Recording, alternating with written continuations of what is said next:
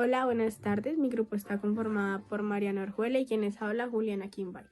Bienvenidos a una nueva emisión de Noti Identidad. Hoy hablaremos de la noción del sujeto que se narra en las redes sociales.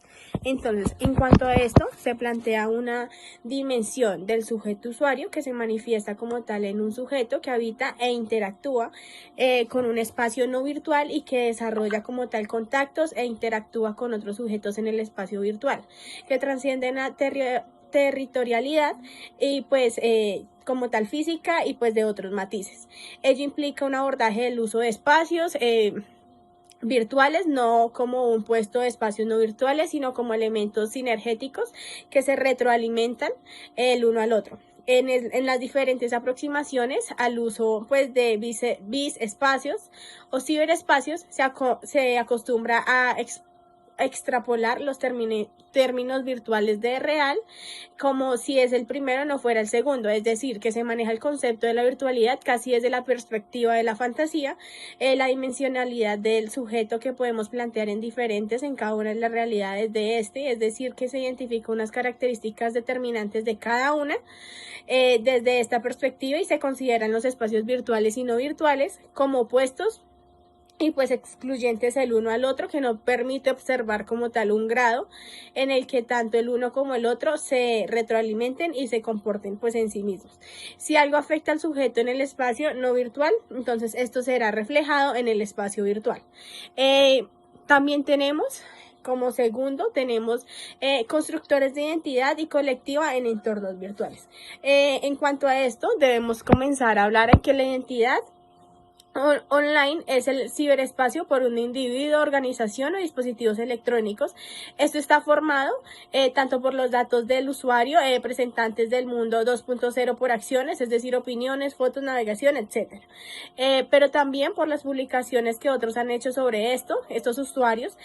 También pueden proyectar digital a través de múltiples comunidades. En términos de gestión de identidad digital, las áreas clave de interés, seguridad y privacidad como tal. La identidad digital debemos tener en cuenta que equivale en Internet a la verdadera identidad en una persona o entidad, es decir, como una agencia de negocios o el gobierno. Cuando se utiliza para la identificación de las conexiones o las transacciones de los ordenadores, los teléfonos u otros dispositivos pues personales como tal. Esto aglutina como tal los datos de la información online o office del usuario, como su nombre, dirección, teléfono, correo, etc. Y pues la imagen que se proyecta en la actividad pues online como tal. La identidad digital ha tomado especialmente relevancia en los últimos años en la búsqueda de empleo, por ejemplo. Por ello, pues es necesario ser muy cuidadosos con lo que se publica en las redes sociales y las opiniones que se lanzan al ciberespacio sin contemplar las posibles consecuencias. La identidad 2.0 entonces no tiene que corresponderse obligatoriamente con la identidad real de un individuo o corporación, pero sí afecta la reputación y la imagen de los demás usuarios, pues que lo constituyen a él mismo. Confiar en un enlace, en una identidad real y en una identidad digital requiere en primer lugar de alguien que lo valide o en otras palabras que demuestre que un usuario es quien dice ser. Una vez establecido el uso de la identidad digital implica algún tipo de autenticación, una manera de mostrar que es una persona realmente cuando se utilizan pues conexiones digitales a internet.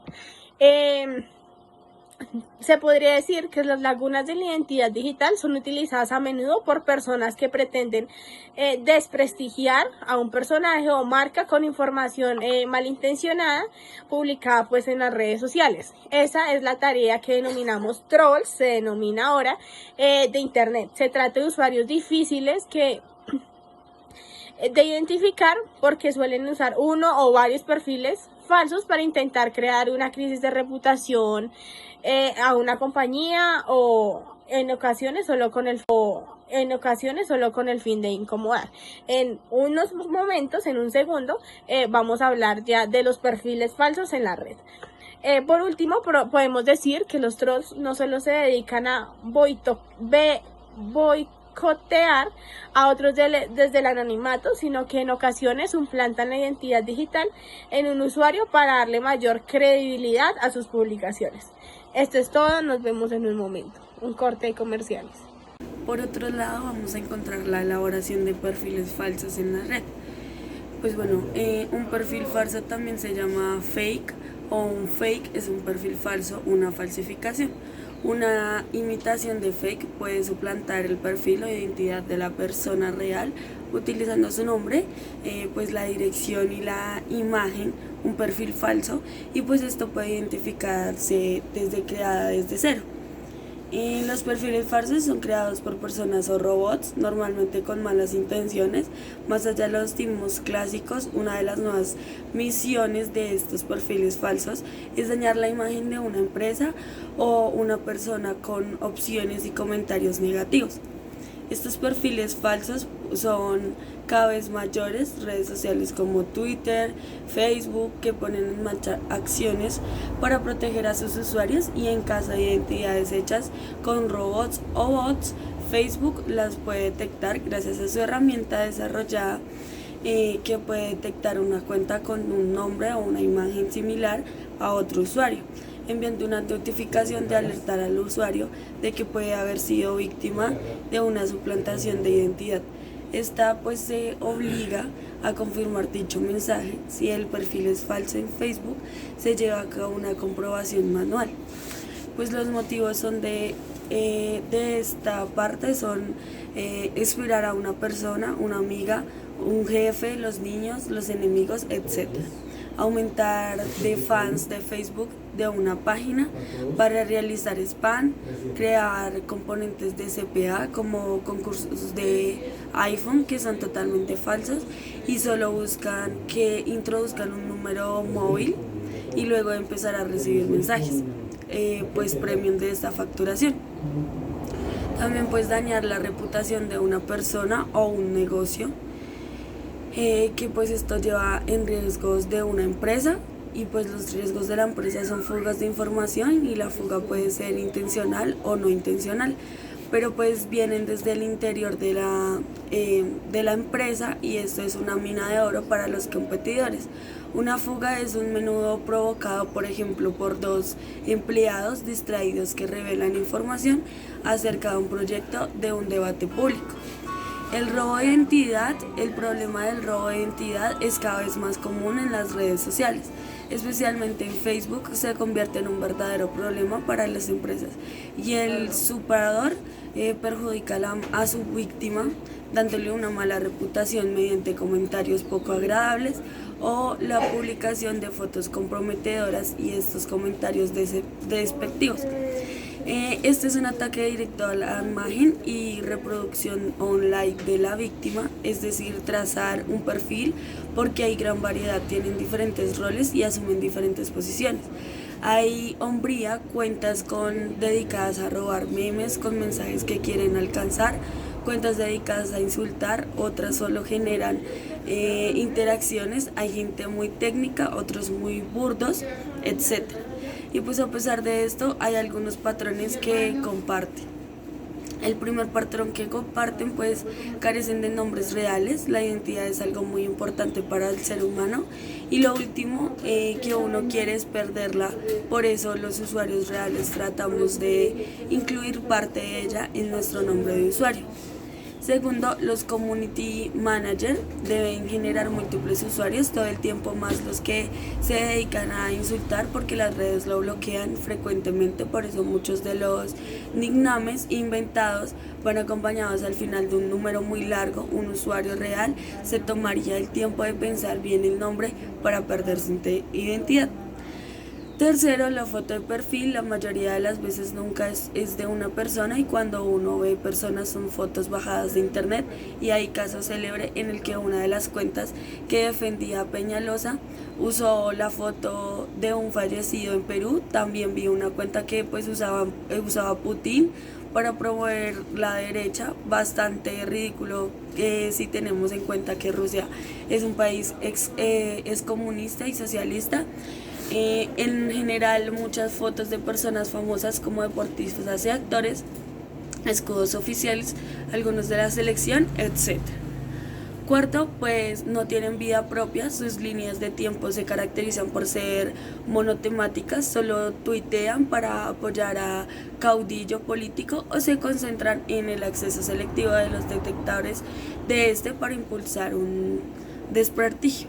Y por último, tenemos el quinto, que siguen a mucha gente, ya que su estrategia principal para aumentar seguidores es seguir a la gente y esperar que los devuelvan en follow. Nuestra otra pregunta pues es la interacción social en los ambientes virtuales y pues existen diversos estudios y autores que abordan los procesos de comunicación e interacción desde la perspectiva de los comunicadores del aprendizaje, con el enfoque histórico-cultural, lo que implica entender la construcción del conocimiento como un acto social y colectivo.